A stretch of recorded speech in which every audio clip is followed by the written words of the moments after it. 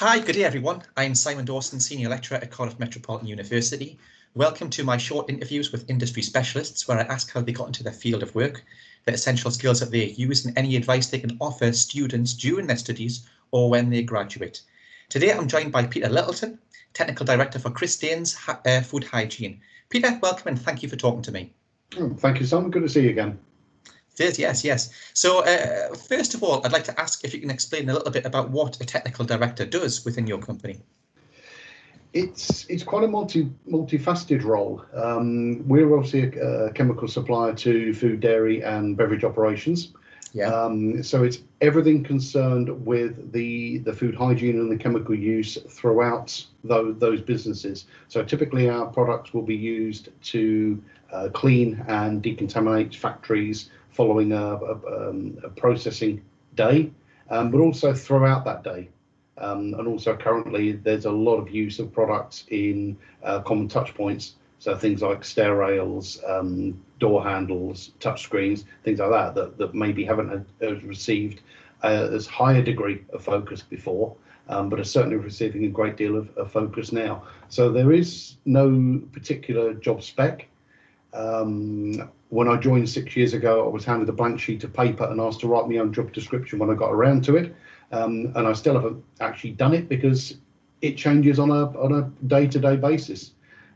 Before Christmas, we were gearing up ready for this year to have a focus on listeria and allergen management. And then things happened. Certain viruses kicked in. Mm-hmm. And it's been a lot of focus on viral contamination, on virus control, and on cleaning and disinfection with that specific focus, but constantly trying to drag it back to the fact that traditional standard food hygiene and food safety is still there. Listeria hasn't gone away. Allergen contamination hasn't gone away. So it's making sure that whilst we're looking at over there for viruses, we're not missing that over there something else is going on that could cause a wider food safety problem.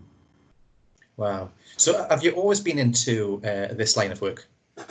I originally wanted to be a bus driver when I was at school, and then I decided that the career in forensic medicine beckoned, and I used to voraciously devour any books on forensics. And that sort of applied for a few jobs in various police forces. Got an interview with the Met. Decided that actually spending time in a lab day in day out wasn't really for me. Mm-hmm. But I was interested in a lot of sciences. So I wasn't particularly focused on any one branch of science, but I liked the whole totality of science, and particularly where different branches of science connect to each other. So where you get the links between chemistry, between physics, with biology, even a little bit of the social sciences, the nudge type theories that we're now using a lot for food safety culture, where it all interacts and interrelates. So I sort of ended up as a microbiology assistant in a cannery in Norfolk. I was assisting the microbiologist who was based in Reading, so I didn't see a great deal of them, and set up the lab and got the food bug. And once you get into the food industry, you realise just how many wide and varied career opportunities there are. We all need to eat. It's one of the few industries that will continue whatever the economy is doing. It may change a bit. We may see less, as we are at the moment, reliance on food to go and more on ready meals and on home cooking and ingredients. But everybody still needs to eat. So there is a lot of choice out there, and it's not something you necessarily think I want to be and go into that particular branch of the food industry. As you go through, the food industry constantly changes. Yes. As I say, at the moment, there's a lot of emphasis on food safety culture, on the way we do things, on virus control. If you go back a few months, it was all on allergens, it was all on labelling. Just 6 to 12 months ago, we were all getting very excited about single-use plastic and how we could reduce plastic within the industry and plastic packaging. You roll forward a few months, and that focus has changed significantly. So it is a very fast-moving consumer-driven operation. Wow, yeah. So once this kind of the virus area that we're going through at the moment dies down and we get the grip of things and it kind of like dissipates, what do you think will be the next thing people will be focusing on then? I'm hoping that the increase in hand hygiene and in personal hygiene and in touch point cleaning will continue. If there's one silver lining in the whole of this, it's that degree of personal hygiene, not just in the industry, but throughout the whole population, will continue, because that will have big impacts on infectious disease control going forwards. I can see that we're going to start looking at plastics again. Yeah. And also in terms of formulation changes, in terms of allergen controls. Certain parts of the industry have been very used to dealing with allergen labelling. At some point later this year, we'll see the so-called Natasha's Law coming through, where we'll see additional labelling in other parts of the food sector. That's still going to happen. So here we are sitting in virtually the middle of June. That's due to come in October. So it's only 4 months away. So businesses need to raise their head above the parapet and be looking further ahead. And that's part of certainly my role within Christeyns, is constantly looking at forward scanning, horizon scanning, looking to see where things are coming along and what could potentially have a negative impact on our industry in the future. And sometimes we get things right, and sometimes we get things wrong. And we don't see things coming along. We didn't see Horsegate 7 years ago until it was upon us. So we constantly have horizon scan looking for food fraud. We're looking at the moment at a lot of the disinfectants and particularly hand sanitizer gels and solutions that are being marketed, because some of them aren't quite what they purport to be. Right. So we do have to, and there was a big report from ECHA, European Chemical Agency, last week that was reporting about illegal and ineffective biocides. So there's a lot of work going on in the background there to make sure that the products that we're all using, that we all think are doing a job and are safe and effective of what we're trying to control, both microbiologically and for viruses, are actually as effective as they should be.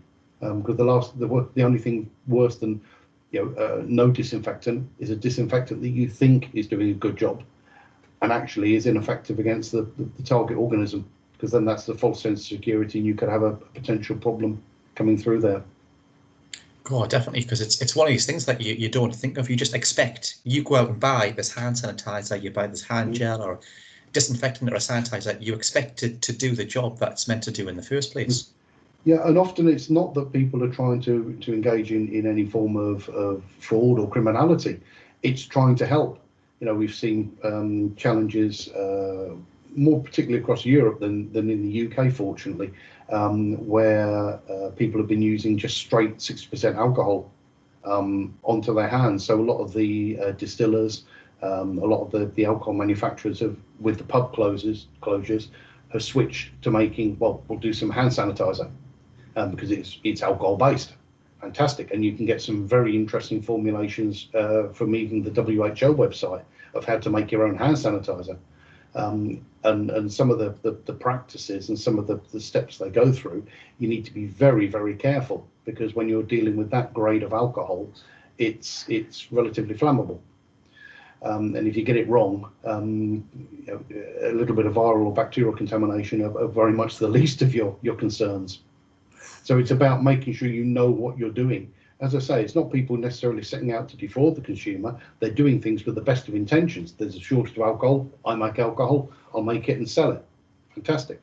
But pouring straight neat alcohol or 60%, 70% alcohol on your hands and rubbing it in without any other form of emollients or formulation behind it can then start to lead to skin drying, skin cracking, and contact dermatitis. So we do need to be quite conscious of what's being used and where. Definitely, yes. So what kind of essential skills then do you use on a regular basis that help with your job? For me, it's looking ahead. It's training, and education is a key thing. I know we've worked previously with the training side of things, and I quite like that. I'm not as keen on the online training because I like the feedback from the people, get that buzz and that realization that people are accepting the message. But it's also a lot of investigative skills. We often get called in to assist where there's been a problem. In a factory. It could be a bacterial problem, it could be an allergen issue. So we'll get called in to investigate. And annoyingly, a lot of the obvious, usual, easy things have been ruled out. So it's usually a case of going in and trying to find something that's an off the wall or a left field sort of investigation, and to find what's the root cause of this problem. To solve it at that time, but also if you can identify root cause, you can then start to ensure that recurrence sort of doesn't occur, and that you've got effective food safety going through. Oh yeah, I think something that people forget as well is how strong and dangerous some of these chemicals are as well. Well, if you think, a lot of the detergents, particularly, they're designed to chemically alter organic material, and they haven't got a brain. And if you don't treat those chemicals with respect, they will interact with whatever fat and protein they can find. And if that's soiling on the line, fantastic. That's what it's designed to do. If it's your hands or your body because you haven't treated the chemical with respect and haven't got the right PPE in place, then the chemical will do what it does. It doesn't make a choice. It's like a snake. A snake will bite you. It's in its nature. It's just what it does. So yes, we certainly need to make sure we treat the chemicals that we're using for cleaning purposes, both in the factories and at home, with a great deal of respect. And I'm very, very keen on keeping individuals and neat chemicals as far apart as is reasonably possible. I saw a chemical fatality very early on in my career, and I don't want to see another one. God, that must be awful. I can imagine you still remember that as well. Yeah, it sticks with you. If anybody's ever sort of concerned about wearing eye protection or whether it's necessary, then I strongly recommend looking at the Ken Woodward video, Ken's story about how he lost his eyesight through chemical reactions, mixed two chemicals in a bucket, because they'd run out of the standard chemical, and it erupted and caused a great deal of damage. Fortunately, he survived, but certainly it's a very cautionary lesson of what the PPE is designed to do and why it should be there and why it should be worn. Yes. So for those that are watching this, I'll put a link underneath to the Ken Woodward video so you can see that for yourself, because he worked for one of the big drinks companies, didn't he, when this happened? Yeah, I think it's my Republic Record. Yeah, I think it was one of the big ones in the southeast of England. It was quite a well reported case. And certainly it was just a momentary lapse of concentration and training. He was told what to do, but not how to do it. Right. And there was a big difference there in the way that the way things then panned out for him. Yes, I mean, it's awful what's happened to him, but it's good the outcome from that, because what he's done and the people that he's informed and told about, to prevent them from also having similar or even worse accidents than what he did. Yeah, we certainly use the part of the video sequence on a lot of the chemical safety training courses that we deliver, and since we started using that, we've seen a big increase in people wearing eye protection. The common complaint in the food factory is that the eye protection gets in the way, and the constant reminder is that's its job. It's designed to get between you and any potential hazards. But the problem is, often people wear their goggles up on their foreheads because they can steam up. It can be a cold, moist environment. You can get, if it's a warm environment, you can get steam, and people can then struggle to sort of clearly see. So they might just lift their glasses, even momentarily, could cause a problem. At the moment, we're all getting a lot more used to wearing various forms of PPE. You'll often see people walking about now with eye protection on, or with even full face visors. I'm sure a lot of people watching the video will have seen that in recent times in shops and the public, with the eyes being one of the entry routes for coronavirus. Mm-hmm. So as a final question to you, for our current students and any graduates that are coming through the industry, what would be your kind of top tips or advice, regarding things that they'll put in their CV or cover letter in order to get their foot in the door for their first interviews? Be passionate. Decide what you want. Decide the sort of things that really float your boat and that really light your interest, and be passionate about it, and explain how you can add to the safe production of food. Because at the end of the day, for the technical teams, that's our driving force. We want product that leaves our factories to be safe. We need people who are diligent, who are attentive, who are passionate about food safety, and not just straight downloaded off the internet cover letters or CVs. Actually personalise it. Actually look at the companies that you're applying for. Look at the types of products that they're making, and then go on to Google. Look, because unfortunately, whatever product category you're interested in, you can find a problem that's happened with it. It may be microbiological, it may be an allergenic, it may be a physical contaminant. Even something as simple as water. So bottled water, you think, okay, we can't get that wrong. But if you Google, then a few years ago, it feels a few years ago, it was actually late 80s, so it was over 30 years ago. Benzene, we were similar age. Benzene was found in bottled water from France because a filter hadn't been changed frequently enough. So there are always, unfortunately, there are always examples there that you can then look at and go, well, okay, this is something that relies on chemical controls, on planning maintenance, on training and awareness and understanding. Mm-hmm. So it's about looking at the whole totality and not seeing the food industry as, well, it's just a packet of food that you pick up off the shelf. That packet has had a journey.